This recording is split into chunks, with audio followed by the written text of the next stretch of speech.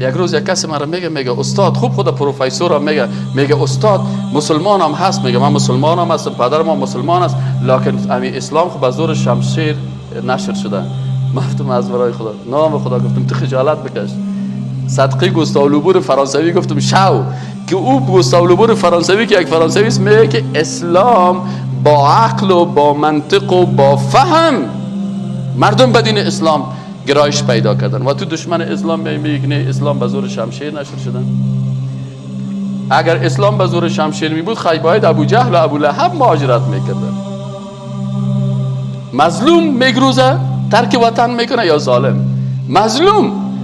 بی بی سمیه به شهادت رساندن. باید خیر روز اول ابو جهل کشته میشد، روز دوم امیه ابن خلف کشته میشد، اونجا بی بی سمیه را به شهادت رساندن، اونجا یاسر را به شهادت رساندن. بالاخره صحابه آمدن که پیغمبر خدا ما چطور کنیم؟ بالاخره امر الله جل جلاله شد که برین بخیر به حبشه. باز اینا سفر کردن، مهاجرت کردن. مهاجرتشان معناش این بود که مسلمان های مسکین و بیچاره که به اساس فهم دقیق اسلام به دین مقدس اسلام مشرف شده بودن به زور از دینشان کشیده می شدن. پس اسلام همیشه دلیل خود داره. اسلام همیشه با اساس یک استدلال قوی استوار است. علیه و سلم و تسلیما. اللهم صل علی محمد و علی آل محمد كما صليت على ابراهیم و علی آل ابراهیم انك حمید مجید. اللهم بارك على محمد وعلى آل محمد كما باركت على إبراهيم وعلى آل إبراهيم إنك حميد مجيد. أعوذ بالله من الشيطان الرجيم. بسم الله الرحمن الرحيم. الحمد لله رب العالمين الرحمن الرحيم مالك يوم الدين. إياك نعبد وإياك نستعين. اهدنا الصراط المستقيم صراط الذين أنعمت عليهم غير المغضوب عليهم ولا الضالين آمين. اعوذ بالله من الشیطان الرجیم. اعوذ پناه می جویم بالله به الله جل جلاله من الشیطان الرجیم از شر شیطان رانده شده. برادرای محترم، وقت ما شروع میکنیم به فهم قرآن عظیم الشان، در آغاز الله جل جلاله بر ما امر کرده که وقتی قرآن تلاوت میکردین پناه بجوین به الله جل جلاله از شر شیطان رانده شده.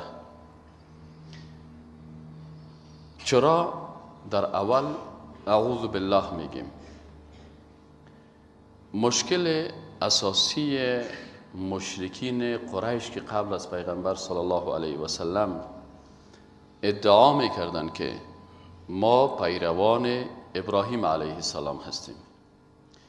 ما و شما کل ما میفهمیم که خانه کعبه را بنایش حضرت ابراهیم علیه السلام کرد و پسرش همراهش همکاری کرد که اسماعیل علیه السلام بود.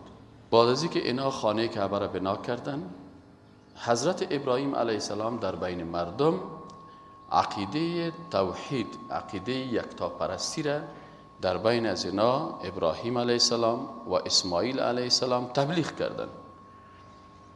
ابراهیم علیه السلام به چندین هزار کیلومتر مسافه ها را طی کرد به خاطر ازی که یک جای را یک مرکزی را برای توحید داشته باشه. و او امو صحرای خشکی بود که الله جل جلاله امو صحرای خشک بر از اینا با آب زمزم آبیاری کرد. و قصه آب زمزم کل ما و شما خبر داریم که چه قسم آب زمزم در پیش کعبه شریف به وجود آمد. با گذشت چند وقت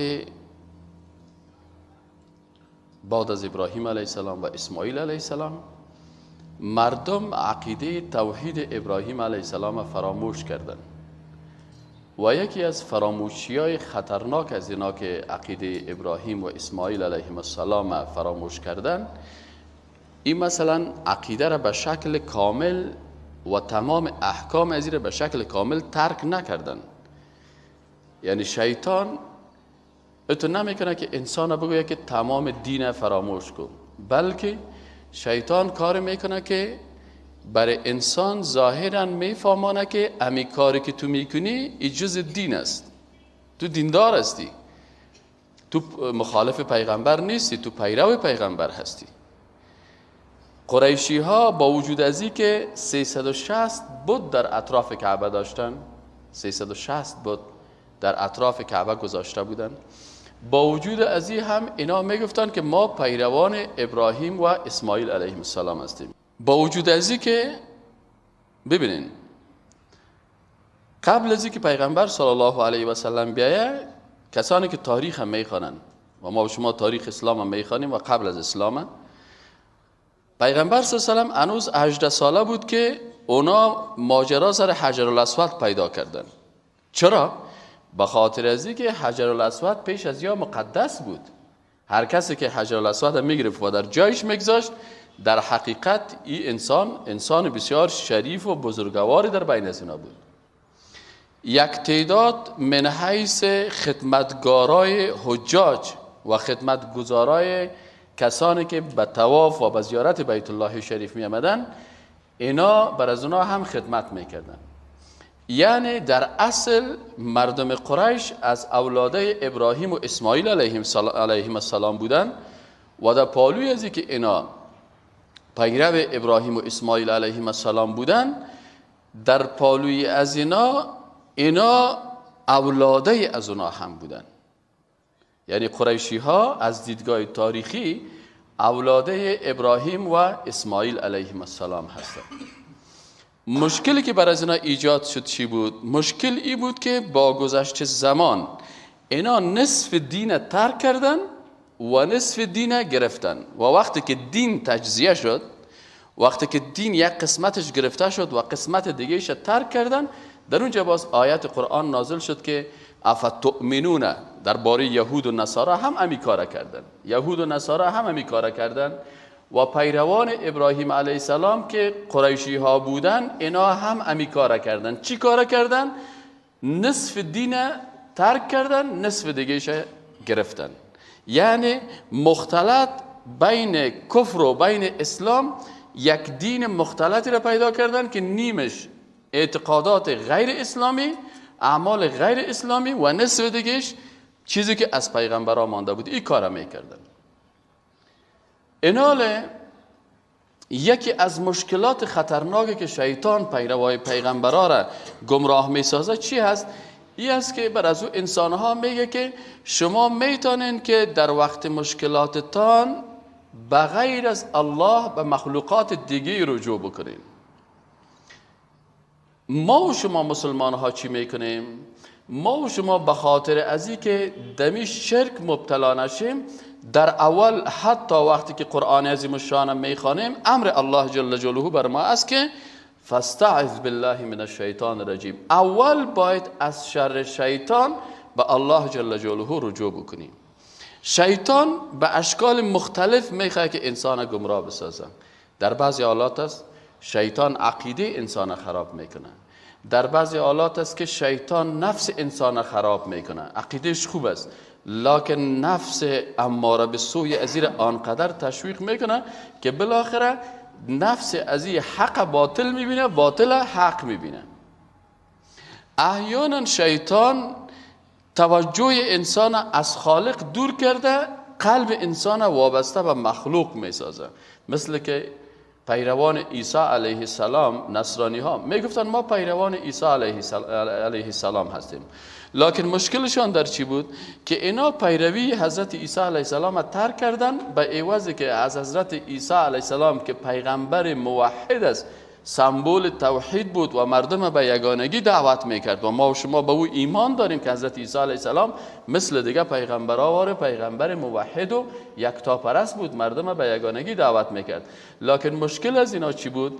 که اینا افراد کردن در قسمت حضرت عیسی علیه السلام، بالاخره به عوض ازی که در وقت مشکلات خود به الله پناه برن، آوردن در بین معبد خود، در بین کلیسا جور کردن و در بین کلیسا صاحب اونجا مجسمه حضرت عیسی علیه السلام گذاشتن. پس عوضی که به الله پناه ببرن، پناه می بردن به حضرت عیسی علیه السلام. امیال هم وقتی که شما یک مسیحی را ببینید، وقتی که میگه گاد، وقتی که گاد میگه، بسیاری وقتا ما دوستا را میگیم، بعضی برادرای ما آل دعوت میکنن مردم به کت مسیحی ها جا رو بحث میکنن، برایشان میگن که ترجمه بسم الله الرحمن الرحیم میگن in the name of God the most merciful most gracious. ما برایشان میگیم که الله را به گاد ترجمه نکنین، به خاطر که مسیحی ها وقتی که گاد میگن منظورشان همو بت است، بت که اونا به گمان خودشان بت عیسی مسیح است. ما و شما میگیم که اگر برای از او ترجمه میکنی انگلیسی رو برای برادرای میگم که اینا تحصیل کرده هستن، بسیاریشان در خطایشان همین قسم نشته میکنن. او ذهناً مثلا وقتی که برای گندو بوی بگوان، او فوراً عمو بتش در نظرش میاد. وقتی که برای مسیحی بوی گاد، او فوراً عمو بتش در نظرش میاد، بت عیسی مسیح.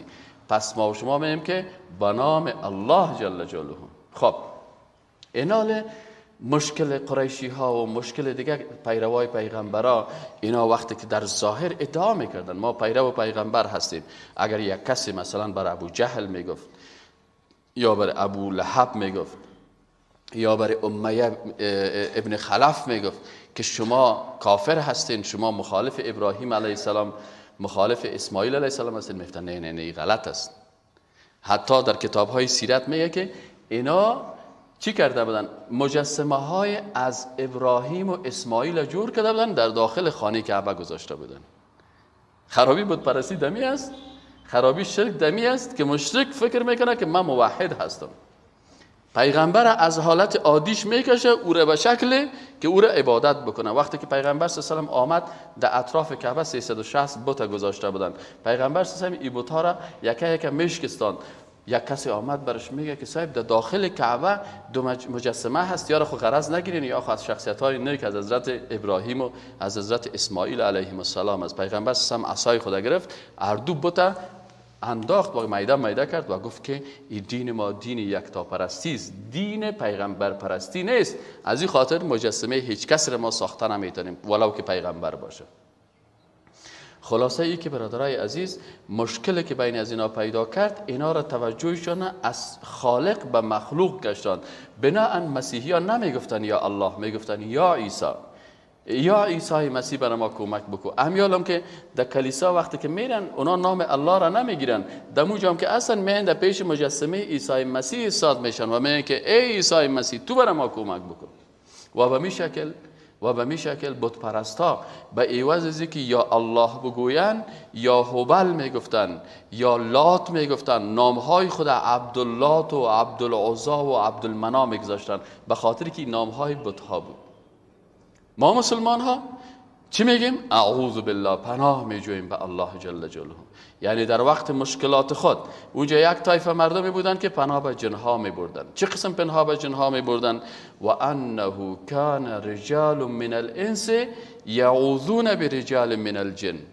یک تعداد از مردمای عصر جاهلیت مردهایی بودن که یعوذون پناه میبردن. سعی کنید یعوذون، اعاذ یعیذو، صحیح نه؟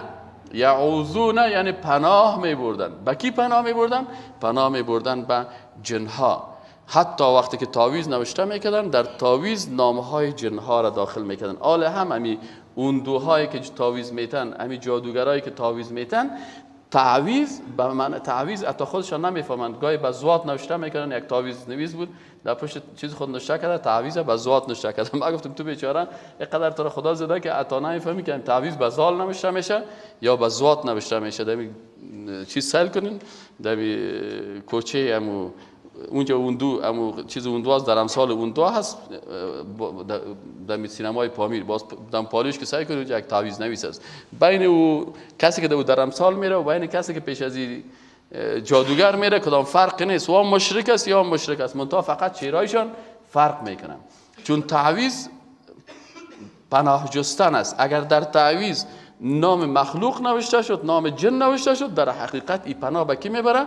پناه میبره به اون مخلوق و به اون جن. و وقتی که انسان در وقت مشکل خود به غیر الله، در قرآن 200 جای من دون الله ذکر شده. نفهم یک جای گفتن یک کسی همون حساب کرده بود، ما دقیق خودم حساب نکردیم، میگن که کلش من دون الله به غیر از الله، یعنی پناه بجستن به غیر از الله جل جلاله.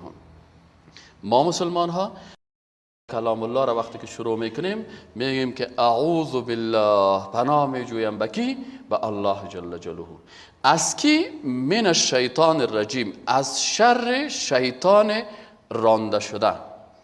به خاطر چی از شر شیطان رانده شده به الله جل جلاله رجوع میکنیم؟ چون اکثریت مردمای گمراه و بیدین به شکل از اشکال شیطان اینا را فریب داده، توجهشان از خالق به مخلوق دور داده. نمیگش که تو کافر شو. شیطان یک پلان بسیار خطرناک داره که اگر انسان برنامه های شیطان را نفهمه حتما انسان گمراه میکنه. شیطان قبل از نوح علیه السلام وقتی که شیطان آمد در بین مردم، بر از اینا نگفت که شما چیز کنین، شما برین بت پرستی بکنین، شما کافر شوین. اینا اولین کاری که شیطان کرد چی بود؟ بر از اینا گفت که مشکل نداره، شما برین چیز کنین، تصاویر بسازین.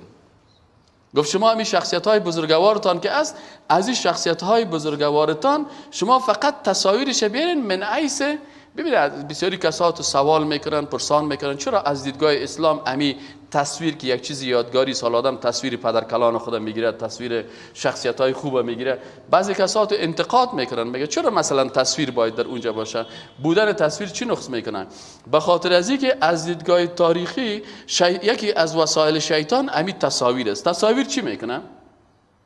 قبل از نوح علیه السلام شیطان آمد برای یک تعداد مردم، چون پیغمبرها وقتی که رفتن در جای پیغمبرها، مردمای دیگه میان، انسانهای مثلا علما، شخصیت‌های دانشمند، مثلا انسان‌های با تقوا، و مردم به همراه اینا یک نوع محبت می داشته باشه.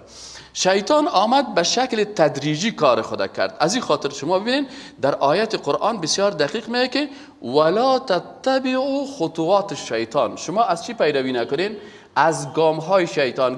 گام‌های شیطان یعنی شیطان استپ بای استپ، آهسته آهسته، قدم به قدم مردم از دایره ایمان میکشه. در بین کسانی که پیش از اینکه نوح علیه السلام بیایه، اینجا پیروای پیغمبرها، کسایی که میگفتن ما مؤمن هستیم، موحد هستیم، بر از اینا شیطان نگفت که شما بخیزین بت پرستی بکنین، نگفت بر از اینا بت پرستی بکنین. فقط بر از اینا شیطان، چون برنامه شیطان یعنی ببینید انسان‌های احساساتی برنامه‌های 1 ساله می داشته باشه، 4 ساله می داشته باشه، 5 ساله می داشته باشه، لکن انسان‌های پخته که از برنامه 100 ساله و 500 ساله می داشته باشه. و ما و شما مسلمان‌ها به خاطر از یکی از انگلیس‌ها برای ما گفت استاد ببخشید ما پلان‌های 100 ساله و 500 ساله داریم، شما مسلمان‌ها پلان‌های چند ساله داریم؟ ما مسلمان‌ها پلان‌های 5000 ساله و 10000 ساله داریم. گفت چی دلیل دارین؟ من گفتم به خاطر ازی که تو فقط در سر زمین دنیا فکر میکنی و برنامه تو مشخص بمی تا موجودیت دنیاست، و ما فکر میکنیم فی یوم کان مقداره 50,000 سنه، بر روزی که مقدارش چی است؟ 50,000 سال است. پس ما برنامه هایی داریم مطابق آیات قرآنی که ربنا آتنا فی الدنیا حسنه، در دنیا هم از حسنات دنیا و خوبی های دنیا کار میگیریم. از این خاطر مسلمان ها در وقتی که مسلمان ها قدرت داشتن و واقعا تمسک به قرآن میکردن، مسلمان ها یعنی در صف اول انسان های متمدن قرار داشتن. اینمی هم اگر دوستای ما با اسپانیا رفته باشن، در اسپانیا اگر شما سائل کنین، یک مسجد در اسپانیا هست که مسلمان ها ساخته بودن، 1111 ستون داشت. اینمی که ما شما در شهر کابل یک مسجد ساختیم، چند ستون داره؟ 4 ستون داره. شما تصور بکنید اینی مسجد که ما شما نماز میخوانیم 4 ستون داره، و بسیاری مسجدهای ما کامل در شهر برین شاید از 100 ستون و 400 ستون زیاد نباشه، لکن در اسپانیا مسلمان ها یک مسجد ساختن که 1111 ستون داشت. و سیستم انجینیری که مسلمان ها داشتن، سیستم انجینیری که مسلمان ها در اونجا پیش برده بودن، ما بسیاری وقتا در پوانتون وقتی که از تمدن اسلام درس میتیم یا تمدن اسلام تشریح میکنیم، همین موضوعات است که در تمدن اسلام، اسلامیک سیویلایزیشن میگن، او را ما درس میتیم برای شاگردای خود. در این تمدن شما ببینین که مسلمان ها ایره، حتی ببینین ایره ما بسیاری وقتا مسلمان متعصب هم خوش نداریم، غیر مسلمان متعصب هم خوش نداریم. انسانی که غیر متعصب باشه، یعنی ولو کافر هم باشه، غیر متعصب باشه، همونا تشریح میکنن. همون کسایی که حتی در اروپا هستن میگن بله یک وقت مسلمان ها تمدن داشتن. شما میتونید کتاب اسلام، تمدن اسلام و عرب نوشته گوستاو لوبون فرانسوی رو بخواین. گوستاو لوبون فرانسوی با وجود که خودش یک مستشرق فرانسوی است، لکن در بسیاری جایا واقعیت ها را میگه. به همین قسم مثلا شما اگر در هندوستان برین و یا که در این بسیار آثار مسلمان ها زیاد است، آثار تمدن مسلمان ها زیاد است، یا شما به جمهوری های ازبکستان و منطقه‌ای که بخارا میگفتن و مثلا مراکز تمدن اسلامی، بلخ در افغانستان مرکز تمدن اسلام بود، غزنه در افغانستان مرکز تمدن اسلام بود، بلخ بخارا در اسلام مرکز تمدن اسلامی بود. در اروپا مسلمان ها اندلس که آل فعلا اسپانیا میگن، این مراکز تمدن اسلامی بود. در اینجا 1111 ستونی که مسجد از اینا داشت به اساس چی بود؟ به اساس از این بود که همین سیستم انجینیری اسلامی رو در کار برده بودن که وقت چون لاود اسپیکر نبود، وقتی که امام نماز میخواند تقریبا ایره به شکل اهتزازی جور کرده بودن که تا امی آخرین نفر که در آخر صدای امام بشنون. یعنی به این شکل تمدن مسلمان ها داشت و این حتی اروپایی ها میگن که واقعا ما شاگردهای این تو مسلمان ها هستیم. امروز اگر بعضی مسلمان ها انکار بکنن از تمدن اسلامی، خب ولو که مثلا میگه خفاش اگر در روز برآمدن نمیتونه یا آفتاب خوشش نمیاد، اون مشکل پرابلم خفاش است، بار اینش که کار خود بکنم، لکن آفتاب به 2 انگشت پت نمیشه. از این خاطر بزرگترین دانشمندها در اروپا و امریکا و جهان غرب اعتراف کردن که تمدنی که مسلمان ها داشت ما شاگرد اونمون مردمای متمدن هستیم.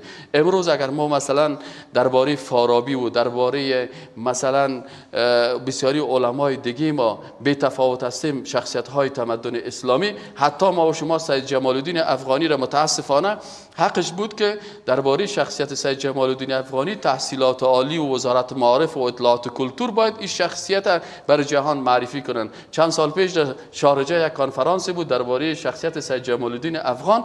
در اونجا مصر سریال سید جمال الدین افغان جور کردن و در شارجه اونجا شخصیت سید جمال الدین افغانی را مردم تبارز میدادن. من در یکی از کنفرانس ها بودم، چند نفر آمدن از کشورهای مختلف آمده بودن، گفت ما شاگردهای سید جمال الدین افغان هستیم، ما در شخصیت سید جمال الدین افغان دکترای خود گرفتیم، ما دیگهش میگفت ما ماستری خود گرفتیم، دیگه میگفت ما در اندیشه مقایسوی مثلا سید جمال الدین با دیگه شخصیت های معاصر ما ماستری و دکترای خود گرفتیم.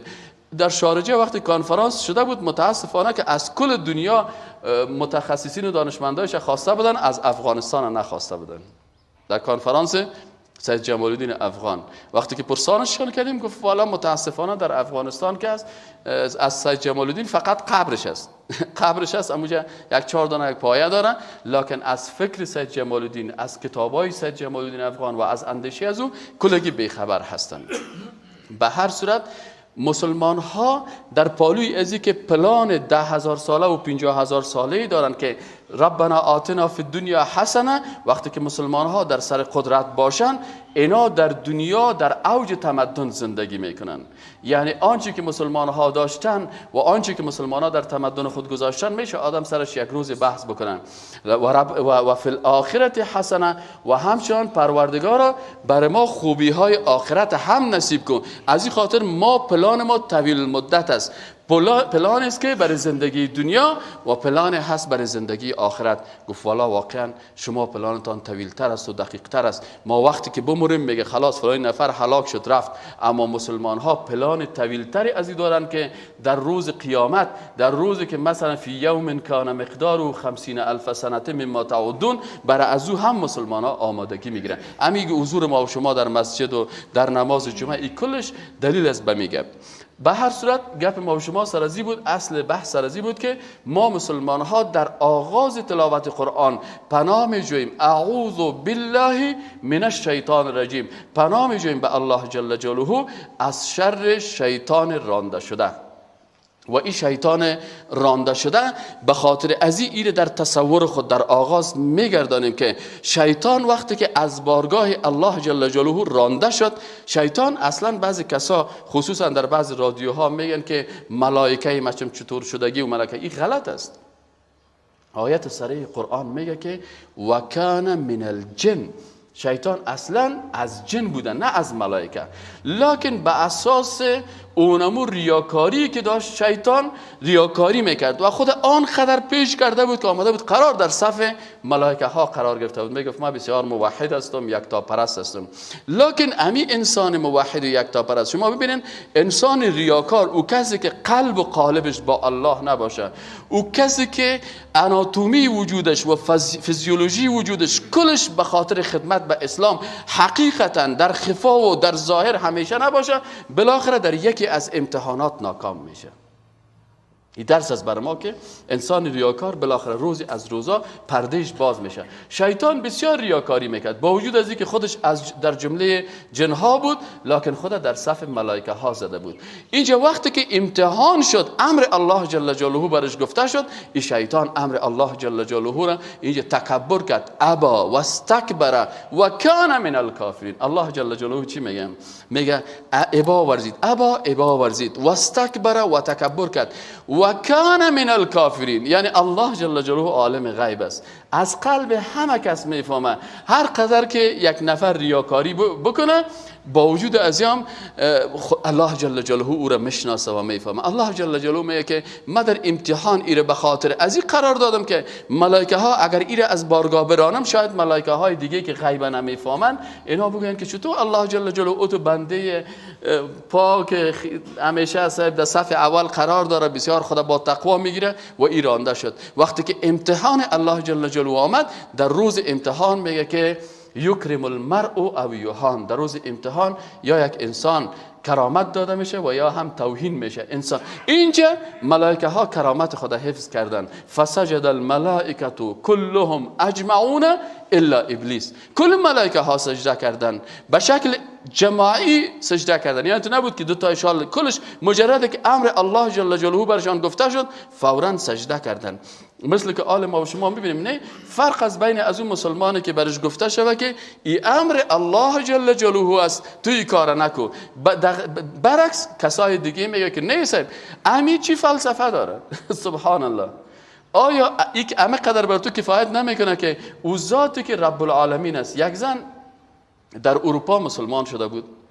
این که مسلمان شده بود در امو حالتی که زنا کلشان سرایشان لچ، یخنایشان باز، بسیار لباسای خصوصا که گرمی شود در اروپا لباسشان بیخی عجیب و غریب است از زن و مردش.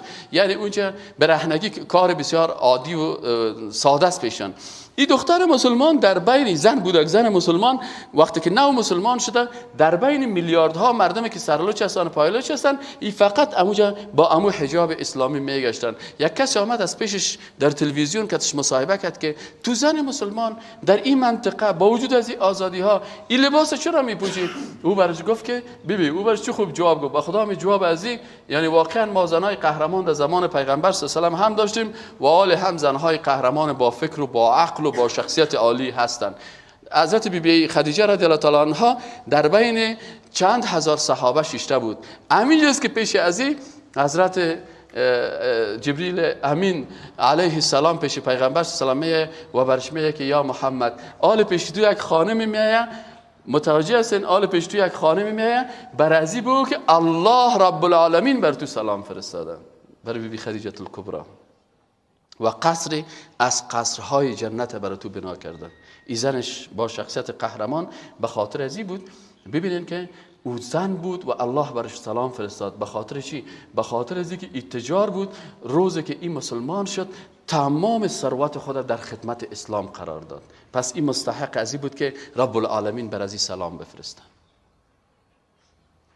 این زن با حجاب وقتی که در اروپا پرسان کردن، گفتن خواهر عزیز بسیار ببخشی، در کشورهای شرقی وقتی که برای یک زن وقت داده شود و برش بگه که آزادی هست، فورا صاحب چادری را خود بیخی صاحب در میده، در تندور میپرته، چادر هم صاحب کله میکنه، اوزو میپرته و تمام روز پشت موت میگردن. شما چطور در قلب اروپا این قسم با حجاب میگردین؟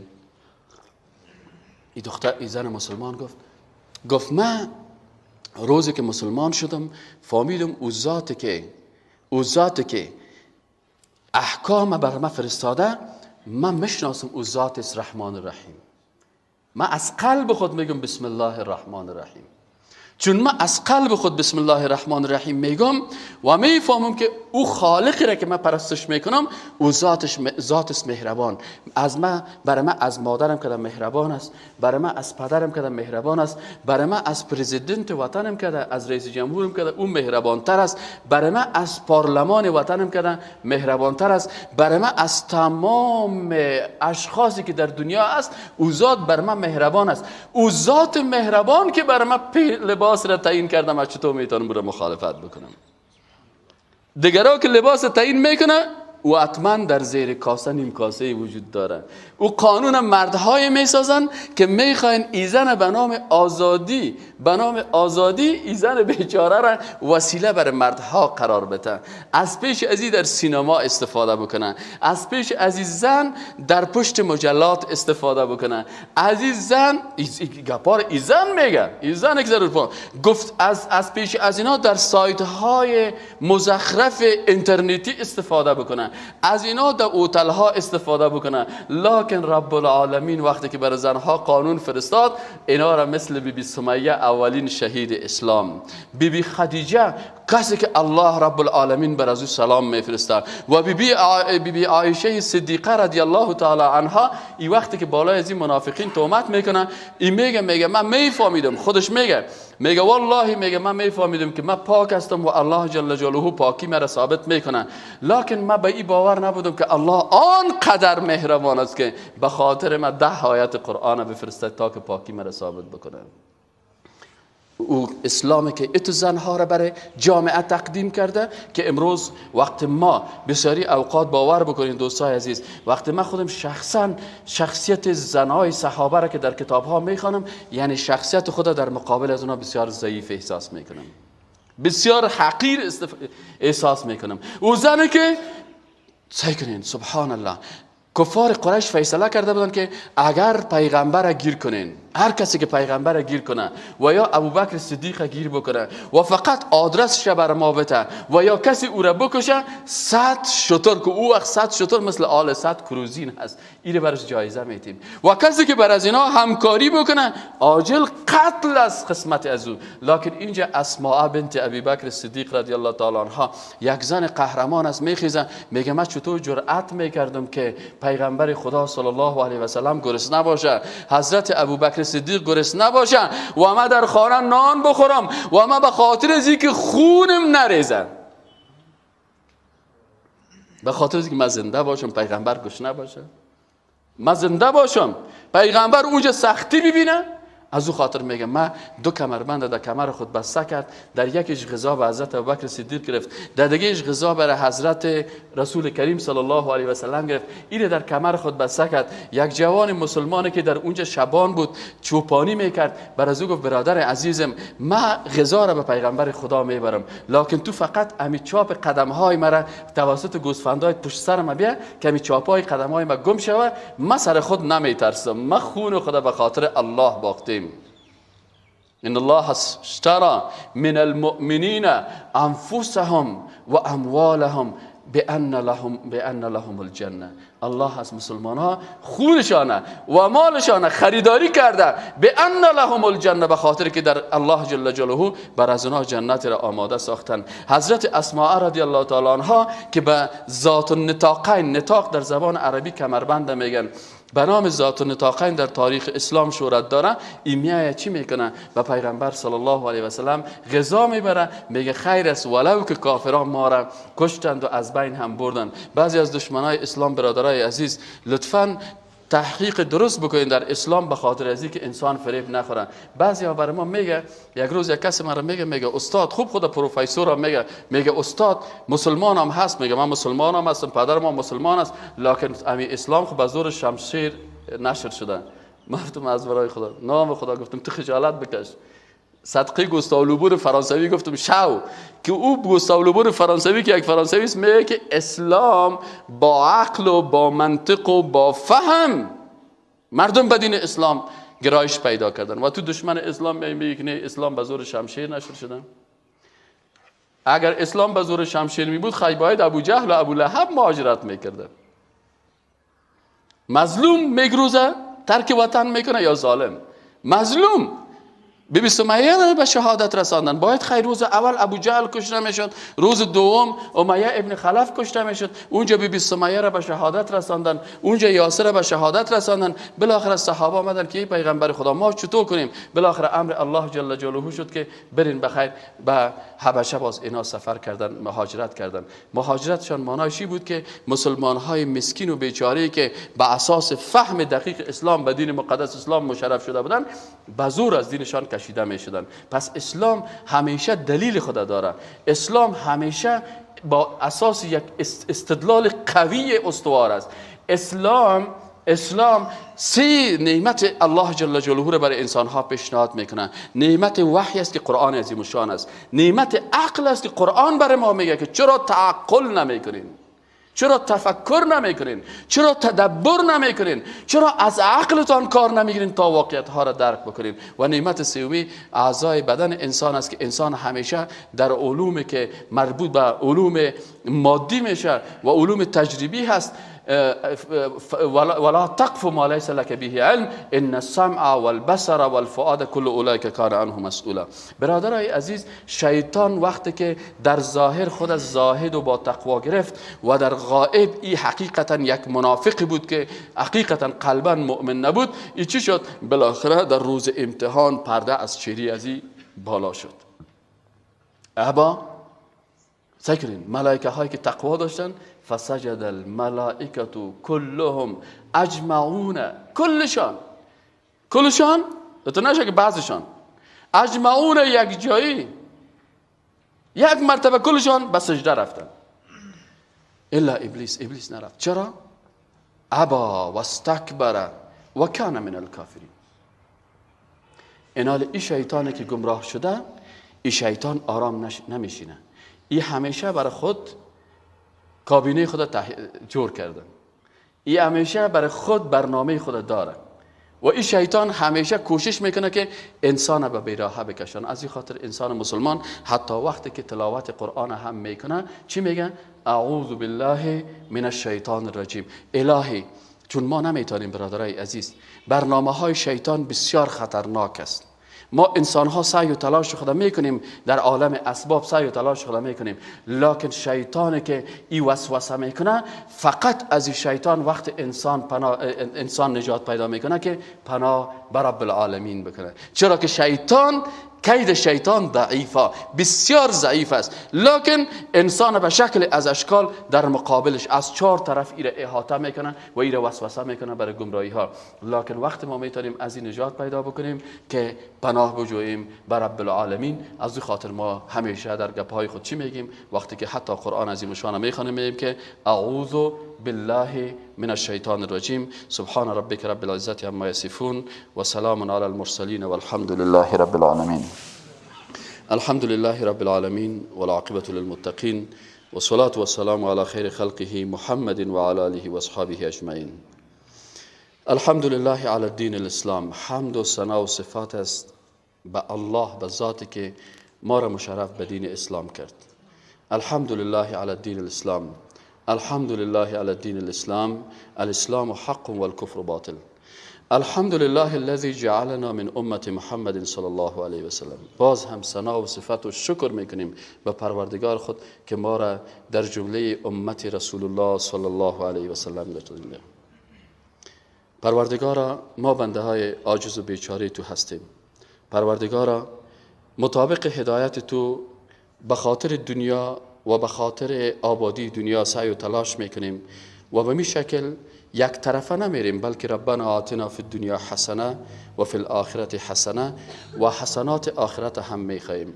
الهی، آنچه که ما زحمت میکشیم، به خانه تو رجوع میکنیم، درس میخوانیم، تحصیل میکنیم، تعلیم میکنیم، اولادای خدا تعلیم و تربیت میتیم تا ای که ما بتانیم دنیا و آخرت خدا آباد بکنیم. الهی پروردگارا، در این قسمت تو بر ما توفیق نصیب بکنیم. الهی پروردگارا، وقتی که ما در این دنیا به خانه تو رجوع کردیم. الهی پروردگارا همه بنده های تو هستیم، همه ما اشتباهاتی داشتیم ولی امروز آمدیم مهمان تو هستیم. الهی وقتی که نماز جمعه را خوانده و از خانه تو بیرون بریم، الهی مهمانایت ناامید از خانه بیرون نکنی پروردگارا. الهی رحمت بالای ما نازل بکن. الهی بالای پدر و مادر ما رحمت نازل بکن. الهی بالای مادر کلان و پدر کلان ما رحمت نازل بکن. الهی بالای این کشور بیچاره ما رحمت نازل بکن. الهی رحمت بالای ما نازل بکن که ما بتونیم که احکام تو را به شکل درست در وطن خود تطبیق بکنیم. الهی هر کسی که به ضد کشور ماست و مخالف به ضد کشور ما و مخالف آنچه که کشور ما میخواه و مخالف مسلمان های وطن ما و یا مخالف با قرآن حرکت میکنه، الهی در هر لباسی که باشه پروردگارا تو اونا را شکست نصیب بکن. الهی به کسی توفیق نصیب بکن که او خدمتگار دین توست.